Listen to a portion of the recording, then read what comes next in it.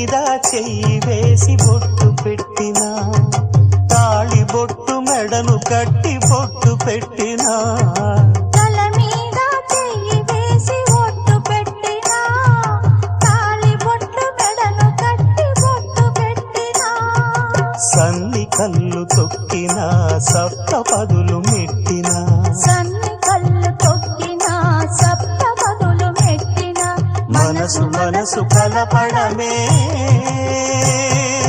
మంత్రం పరమార్థం. శ్రీరస్తు శుభమస్తు, శ్రీరస్తు శుభమస్తు. శ్రీకారం చుట్టుకుంది పెళ్లి పుస్తకం, ఇక ఆకారం దాచుతుంది కొత్త